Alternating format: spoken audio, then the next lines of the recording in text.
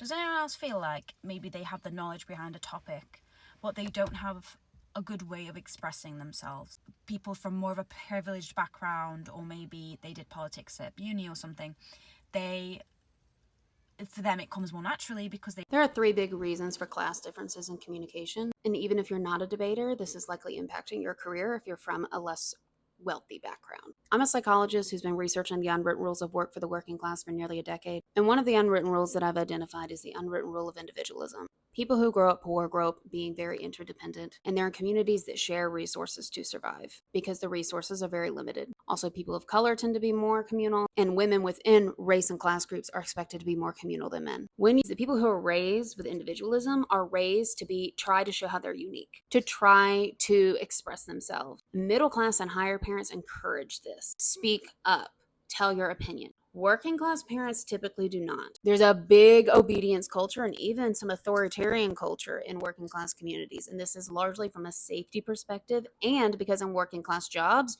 you are expected to just keep your head down and work. And they're raising kids that they want to be able to keep their job. Don't stand out, don't rock the boat. That's how you get fired. There are also reasons that people from lower class backgrounds might get tripped up when they are around other people they perceive as elite because it triggers their nervous system. There's literally research showing this. People from lower class backgrounds, when they're around upper class people, their heart rates and their cortisol get higher. They're more in tune with environmental stressors, and they perceive the upper classes as being hostile towards them. So when they're around an upper class person, their nervous system is suspecting, is there a threat?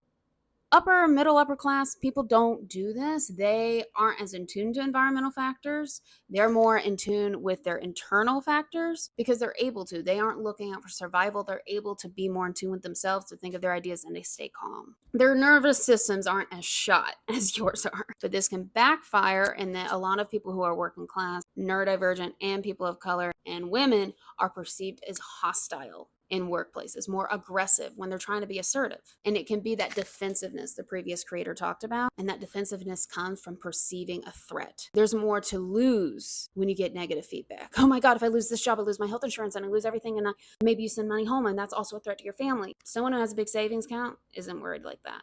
And then there's also differences in abstract versus concrete thinking. To think about something abstractly, truly, you need a level of expertise. And this is limited in places where education is largely unaffordable or inaccessible. You can develop expertise without an education, but it's likely not going to be expertise in knowledge work. It's going to be expertise in a trade, which we need. And with AI, we're seeing might even be more stable, right? But with expertise comes what we call the curse of knowledge, which is when you know a lot about something, you're able to talk about it more abstractly, and you forget how to communicate it to someone who is just now hearing it for the first time. Now, when people from working class backgrounds gain expertise, this is why they can be amazing leaders, because they are frequently translating back home what they actually do, telling it to their parents. So they're really great when a new employee comes on board at explaining very complex things in a very clear way. While people who have always been middle upper class are not great at this, especially if they're neurotypical. I work a lot with organizations and individuals on training leaders on how to be more in tune with these unwritten rules of work, and with helping people who come from non-traditional backgrounds